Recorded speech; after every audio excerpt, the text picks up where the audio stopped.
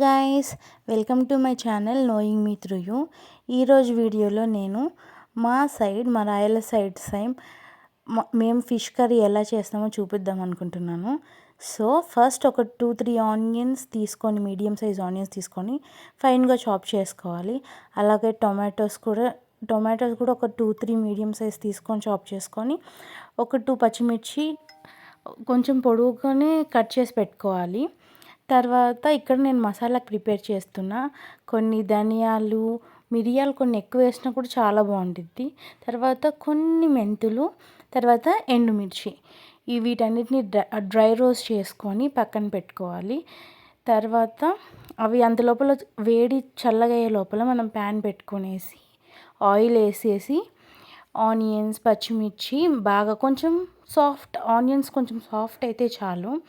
తర్వాత కరివేపాకు చాలా మెయిన్. నా దగ్గర కొంచెం తక్కువ ఉండే, మీ దగ్గర ఉంటే మాత్రం వేయండి. చేపల కూరలో కరివేపాకు వేస్తే ఆ ఫ్లేవర్ చాలా బాగుంటుంది. తర్వాత టొమాటోస్ వేసి కాసేపు మూత పెట్టి వాటిని మగ్గనివ్వాలి. అంటే టొమాటోస్ కాస్త సాఫ్ట్ అవ్వాలన్నమాట.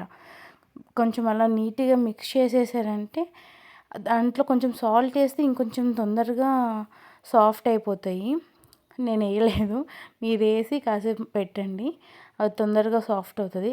తర్వాత దాంట్లో అల్లం వెల్లుల్లి పేస్ట్ వేసేసుకొని, నేను మ్యాక్సిమం మా సైడ్ వెయ్యరు ఇట్లా తిరుగుబాతులో, కానీ నేను వేస్తాను. నాకు ఎందుకో ఫిష్ కొంచెం స్మెల్ ఉండదేమో అనిపిస్తుంది, అందుకని దీంట్లో కూడా వేస్తా. తర్వాత నేను ఇందాక మనం డ్రై రోస్ట్ చేసుకున్నాం కదా, దాన్ని పేస్ట్ చేయాలి. యాక్చువల్లీ దాంట్లో మనం పేస్ట్ చేసేటప్పుడు దాంతో తెల్లగడ్డలు కొంచెం చాలా హ్యాండ్ఫుల్ తెల్లగడ్డలు తీసుకొని మనం డ్రై రోస్ట్ చేసుకున్న వాటితో కలిపి మిక్సీ పట్టుకోవాలి. కొంచెం ఫైన్గానే, చాలా సన్నగా అయ్యేటట్టు, మెత్తగా మెదిగేటట్టు చేసుకోండి పేస్ట్. తర్వాత దాన్ని తీసి దాంట్లో మనం వేసుకున్న తిరుగుబాతులు వేసుకొని చింతపండు థిక్గా వేసుకోవాలి. నాకు ఇక్కడ కొంచెం పల్సన అయిపోయింది, కానీ మీకు కుదిరితే థిక్గా వేసుకోండి. అండ్ నేను అన్ని ఎండుమిరపకాయలు వేసినా కూడా నాకు కారం సరిపోలేదు, అందుకు మళ్ళీ సపరేట్ కారం పొడి, సాల్ట్ వేసాను. సాల్ట్ కూడా కొంచెం ఎక్కువ వేస్తేనే బాగుంటుందండి చేపల కూరలో.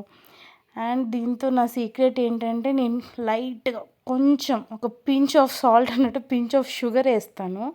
షుగర్ వేస్తే టామరిన్కి అదే చింతపండుకి మంచిగా ఉంటుందంట. మా అమ్మ చెప్పిన చిట్కా ఇది. నేను కొంచెం ఇది కూడా వేసాను, షుగర్.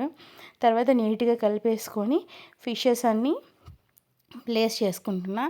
నేనైతే first fish head, tails first కింద లేయర్ లాగా వేస్తా, తర్వాత పైన మంచి పీసెస్ వేస్తా.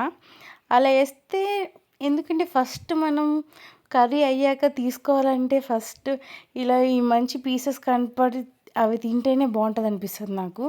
కాబట్టి నేను ఎప్పుడో పైకి వచ్చేటట్టు పెట్టుకుంటా. అలా పెట్టుకున్నాక మంచిగా మూత పెట్టేసి ఒక 10-15 మినిట్స్, కొంచెం 15 మినిట్స్ కూడా అంటున్నాం, మరి ఓవర్గా 10 మినిట్స్ కూడా చాలు. కొంచెం హై ఫ్లేమ్లో పెట్టుకోవాలి 10 మినిట్స్, మూత మూసేసి. అప్పుడు ఏమవుతుందంటే కొంచెం తొందరగా బాయిల్ అయిపోతుంది, ఫిష్ చాలా తొందరగా బాయిల్ అవుతుంది. తర్వాత మూత తీసేసి నేను కరివేపాకు వేసాను. తర్వాత బాయిల్ అయ్యింది ఇంకొక 10 మినిట్స్. తర్వాత దాన్ని మంచిగా స్టర్ చేయాలని చెప్పి గంటెతో స్టర్ చేయకూడదు, మనం బాండాలి తిప్పాలి మనం, అప్పుడే అది విరిగిపోకుండా మంచిగా ఉంటాయి. తర్వాత మీకు మధ్యలో కూడా టేస్ట్ చూసి ఒకవేళ మీకు సరిపోకపోతే ఈ స్టేజ్లో యాడ్ చేసుకోవచ్చు సాల్ట్ అండ్ కారము, అప్పుడు బాగుంటుంది. కారము సాల్ట్ కొంచెం ఎక్కువ ఉండాలండి, పులుపు చేపల కూర. తర్వాత ఇంకేం లేదు, ఇలా ఆయిల్ పక్కకు వచ్చిందంటే కుక్ అయిపోయిందని అర్థం. తర్వాత కొరియాండర్ వేసేసుకొని మంచి హాట్ రైస్లోకి రాగి ముద్ద, అదే రాగి సంగటి అంటారు కదా, హాట్గా వాటి రెండింటి కాంబినేషన్ అయితే అద్దిరిపోతుంది. మేము మ్యాక్సిమం అక్కడైతే మాకు చెరువు చేపలు దొరుకుతాయి మా ఇంటి దగ్గర, ఇక్కడ మనం వీటితోనే కానిచ్చేయాలి. Enjoy your food. లాస్ట్గా ఇలా ఉంది. మాకు వీడియో నచ్చితే